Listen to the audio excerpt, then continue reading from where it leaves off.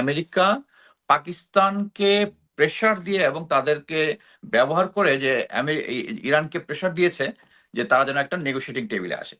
But negotiating টেবিলে যখন আসছে, আমরা যদি দেখি যে আমেরিকা যাদেরকে পাঠাইছে, জেডি ভান্স, তারপর হচ্ছে Steve Witkoff, Jared Kushner, Brad Cooper, মানে আপনি যদি দেখেন এদের অ্যাকচুয়ালি নেগোশিয়েটিং কোনো এক্সপিরিয়েন্স নাই। জেডি ভান্স একজন জাস্ট নর্মাল হাই স্কুল থেকে যখন বের হওয়ার পরে যখন এসে পলিটিক্সের সাথে জয়েন করে, দেখে যে পলিটিক্সে তার একটা সম্ভাবনা আছে, সাথে সাথে একটা ডিগ্রি নিছে। স্টিভ উইটকফ হচ্ছে একজন রিয়েল এস্টেট বিজনেসম্যান, যার পলিটিক্যাল সায়েন্সে একটা বিএ ডিগ্রি আছে। আর ওই জেরার্ড কুস্টার সবাই জানি, সে হচ্ছে ট্রাম্পের জামাই। আর ব্র্যাড কুপার, তার সম্বন্ধে আমি ডিটেলস দেখার সুযোগ পাই নাই। মানে এদের কারো কোনো এক্সপিরিয়েন্স নাই এরকম একটা জায়গায়। আরেকটা জিনিস হচ্ছে, আর অপরদিকে যদি দেখেন ইরানের যারা আছে, দে আর অল মানে ভেটারান। তাদের কোয়ালিফিকেশন যদি দেখেন, এই ধরনের নেগোসিয়েশনে তাদের অনেক এক্সপিরিয়েন্স আছে। আচ্ছা, এমন একটা জিনিস হচ্ছে, যুদ্ধের মধ্যে এরকম একটা সিচুয়েশনে যেখানে আমেরিকা জোর করে নেগোসিয়েট করার জন্য এসে এটা তো ভাই মাছের দোকানের সামনে পাঙ্গাস মাছ কিনতেছেন, কিনা দামাদামি করতেছেন, পছন্দ হয় না, আমি চলে গেলাম ঘুরে, অনেকটা এরকম হয়ে গেল। মনে করেন এই ধরনের যত আপনি ইতিহাসে যতগুলা নেগোসিয়েশন দেখবেন, ইট টেক্স টাইম। একদিন দুই দিন, যখন একদিন দুই দিনের মধ্যে কোনগুলো নেগোসিয়েশন হয়, যখন এক পার্টি একদম ধ্বংস হয়ে গেছে জোর করে, যেমন মনে করেন সেকেন্ড ওয়ার্ল্ড ওয়ার পরে জার্মান ধ্বংস হয়ে গেছে, অথবা তাকে নেগোসিয়েটে সারেন্ডার পর আসতে হবে। সো এই ধরনের সিচুয়েশনে, বাট এখানে এই সিচুয়েশনটা তো এরকম ছিল না। আমেরিকানরা যখন এই নেগোসিয়েশনে আসলো, জোর করে আসলো, আসার পরেই আবার তারা অ্যাক্ট করতেছে যে তারা এখানে তাদের সেই আগের মাইট আছে। এখানে বুঝতে হবে, সরি, আচ্ছা, এখানে একটা জিনিস বুঝতে হবে যে আমি এর আগে আপনার শ্রুতি বলেছিলাম যে আমেরিকার যে মিডল ইস্টে যে তাদের যে স্টেশনগুলো আছে, এগুলা কিন্তু বম্বিং এর মধ্যে পড়েছে, এখন এগুলো কিন্তু ক্লোজ হয়ে গেছে। এখন তারা বিভিন্ন হোটেল আবাসিকে লাগে আমেরিকান ইয়ারা অংশ নিছে। এবং এই যখন পিট হ্যাগসেট বলছিল যে আমাদের বাহরাইনে, কুয়েতে আমাদের এগুলা ডিফেন্স সিস্টেম ঠিক ছিল, তাদের কিন্তু আমেরিকান সৈন্যরাই কিন্তু এখন আমেরিকাতে এসে বলতেছে যে আমাদের এটা পুরো আনসেফ একটা সিচুয়েশনে ছিল। সো এখানে প্রথম জিনিস হচ্ছে যে আমেরিকানরা, আমার ধারণাতে তারা একটা সেফ এক্সিট খুঁজতেছে যুদ্ধটা শেষ করার মতো করে ফেলার জন্য। কিন্তু তারা এখনো চিন্তা করতেছে, মানে আমি অ্যাকচুয়ালি সকালবেলা আমার ছেলেকে স্কুলে দিয়ে আসার পথে রেডিও শুনতেছিলাম, ওখানে বলতেছে যে ট্রাম্প বলতেছে they will come to negotiation, they will come to negotiation, আমরা ব্রেক করেছি, মানে তারা জোর করে নাকি আসবে। বাট এখন পর্যন্ত আসে নাই, তারা এখনো সেই ইয়াতে পড়ে আছে। এবং এখন তারা যেটা বলতেছে যে এই মানে ২১ ঘন্টার মধ্যে নেগোসিয়েট থেকে ব্যাক করা, এটা হচ্ছে দে আর নট সিজন নেগোসিয়েটার। যারা সিজন নেগোসিয়েটার এর আগে যখন করেছে বিভিন্ন ধরনের সিচুয়েশনে, ইট টেক্স টাইম। ইভেন ২ থেকে ৩ বছরের নেগোসিয়েশনের সময় মানে ইতিহাস আছে।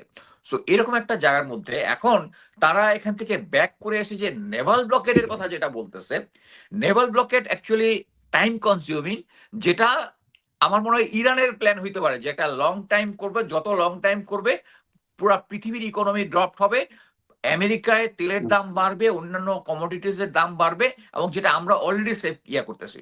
অলরেডি ওখানকার যে মোহাম্মদ কালিবাফ, ওদের যে পার্লামেন্টের স্পিকার, উনি একটা দিয়েছে, একটা তার সোশ্যাল মিডিয়াতে বোধহয় একটা হিসাব দিয়েছেন যে এমন একটা সিচুয়েশন আসবে, আপনি এখনই আমেরিকানদের বলতেছে উনি এখনই তেল কিনেন $4 দিয়া, কারণ এটা $8 যখন হবে, এটা তখন মনে হবে $4 সস্তা। সো তারা কিন্তু এখন পর্যন্ত কোনো থ্রেটেই কিন্তু মানতেছে না। এখন এই যে নেভাল ব্লকেট জিনিসটা, আমি মিলিটারি অফিসার হিসেবে আমার নেভাল ব্লকেডের কিভাবে কি কি দরকার এক্সপিরিয়েন্স নাই। আপনি যেহেতু আসবেন, আমি কয়েকজন আমেরিকান জেনারেলের এটা নিয়ে কয়েকটা স্পিচ দেখলাম, কিছুটা লেখাপড়া করলাম।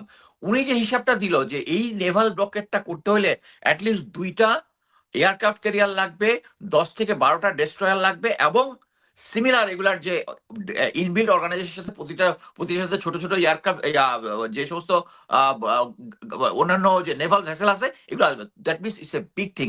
সো এই নেভাল ব্লকেট কতদিন রাখতে পারবে? আরেকটা জিনিস হচ্ছে, উনি বলতেছে যে ট্রাম্প বলতেছে ওদের নেভি না এয়ারফোর্স নাই। আচ্ছা, নেভি যদি নাই হয়, তাহলে তো আর ব্লকেট দেওয়ার দরকারটা কি? তাহলে তো আর আসবে মানে নেভির তো কোনো কিছু নাই। এখন তারা বলতেছে, আমি যেটা দেখলাম যে তাদের যে ফার্স্ট কিছু নেভাল বোট আছে, এটার সংখ্যা এখন 340-এর উপরে।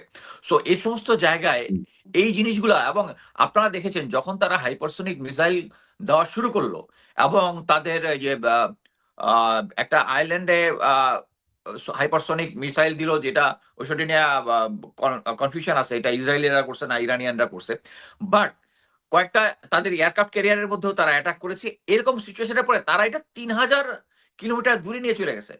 এখন কথা হচ্ছে একটা নেভাল ব্লকের 3000 কিলোমিটার দূর থেকে এটা কি সম্ভব? এটা সম্ভব না। আমি ওইটার মধ্যে একটা ইতিহাস দেখতেছিলাম যে কনফেডারেট আর্মি আমেরিকার যখন ইয়াদের সাথে যখন এই যে গৃহযুদ্ধটা হয়, তখন তারা নাকি এরকম একটা নেভাল ব্লকেট দেওয়ার চেষ্টা করছিল তাদের শিপদেরকে, but it was unsuccessful. So naval blockade এখানে কোনো ইয়া না, এবং নেভাল ব্লকেটটা it will work for Iran, কারণ ইরান ক্যান টেক টাইম।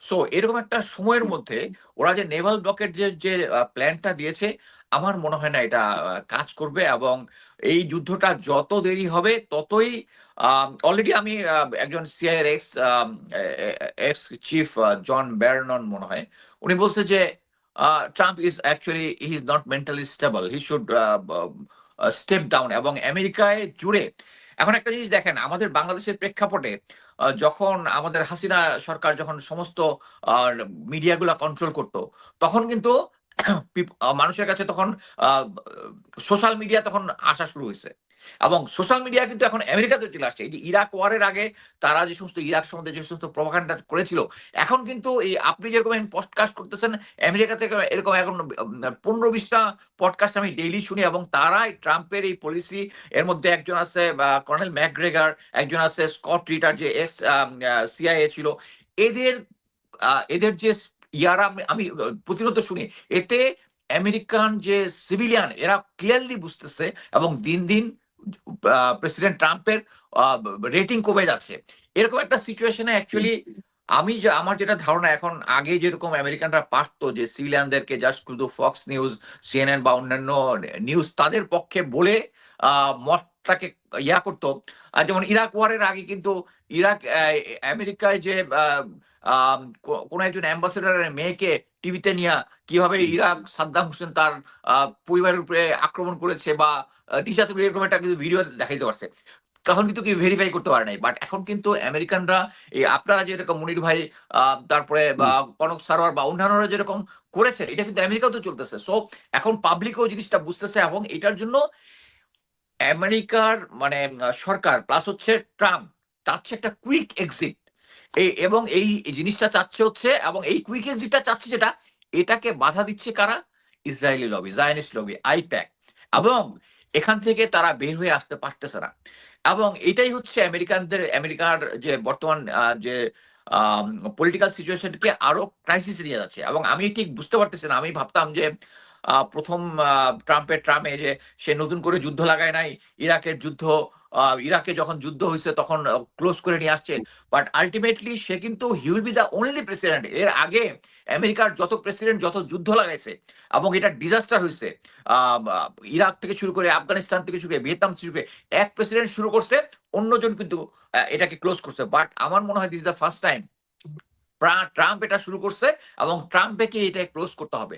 এবং এই যুদ্ধের আউটকাম যেটা হচ্ছে, রাশিয়া ইজ গেটিং রিচার, আমাদের কি বলে China is getting more stronger. তারা কিন্তু এই গত 20-25 বছরে একটা গুলি ফুটায় নাই, আমেরিকানরা যেভাবে করতেছে। ইরান একটা আন্ডারডগ দেশ হিসেবে এই যুদ্ধের পরে he is now local super power, এবং তারা আমেরিকার যে প্রাধান্য আছে এই মিডল ইস্টে, এটা কিন্তু দিনে দিনে খর্ব হচ্ছে। সো আমি মনে করি যে এই পিস চিঠিটা অ্যাকচুয়ালি তাদেরই উচিত ছিল। তারা এমন একটা এই একটা মানে গাধা ঘোড়া পাঠাইছে, আমি বলবো কতগুলা ছাগল পাগলকে পাঠাইছে নেগোশিয়েট করতে, যারা 21 ঘন্টার মধ্যেই জাস্ট আমি কিছু মানলাম না বলে চলে আসতেছে। সো এর আগে কিন্তু দেখেন ট্রাম্প কিন্তু বলছিল যে 10টা পয়েন্ট 10টা। হ্যাঁ, দর্শক পয়েন্টের বিষয়টা একটু বলেন। আপনার যেটা বলেছেন যে যাদেরকে নেগোসিয়েশন করতে পাঠিয়েছে তারা মানে এতটাও স্ট্রং নয় নেগোসিয়েশন করার জন্য। আমরা যেটা দেখেছি, পাকিস্তানে বৈঠক হচ্ছে যুদ্ধবিরতি সমঝোতার জন্য, অপরদিকে ডোনাল্ড ট্রাম্প হুঁশিয়ারি দিয়ে যাচ্ছেন ইরানকে, হুমকি দিয়ে যাচ্ছেন ইরানকে, লেবাননে হামলা চালিয়ে যাচ্ছেন ইসরায়েল। যেই 10টা শর্ত ইরান দিয়েছিল তার মধ্যে লেবাননে হামলা বন্ধ করার বিষয়টা ছিলেন। ট্রাম্প বলতেছেন যে এইটা বন্ধ হবে না, লেবানন অন্তর্ভুক্ত থাকবে না। তো আমেরিকা কি আসলেই চেয়েছিল যুদ্ধবিরতিটা হতে, নাকি এই আলোচনাটা ছিল জাস্ট কিছুটা সময় ক্ষেপণ করা?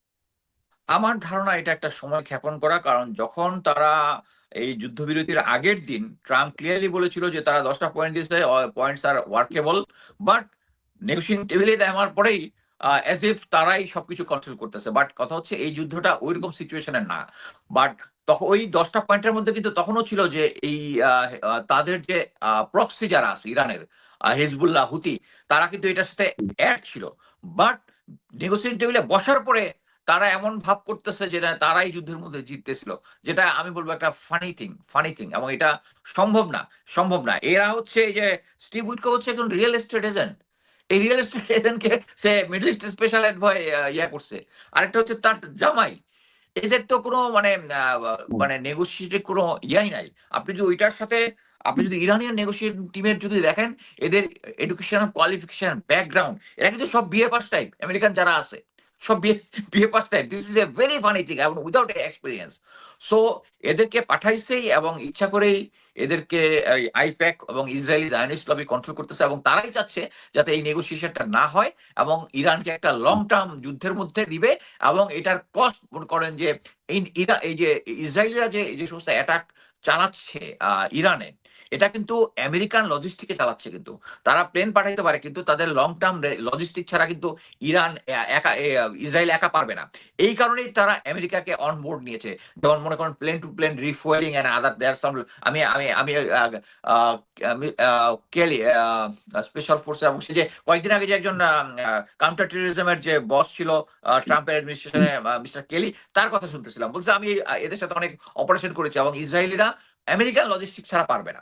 সো এই কারণেই তারা চাচ্ছে যে তারা যেহেতু যুদ্ধটা কন্টিনিউ করতে যাচ্ছে, সো আমেরিকানদেরকে জোর করে যুদ্ধের মধ্যে লাগানোর জন্য তারা এটার মধ্যে সাবোটাজ করতেছে বলে আমার ধারণা।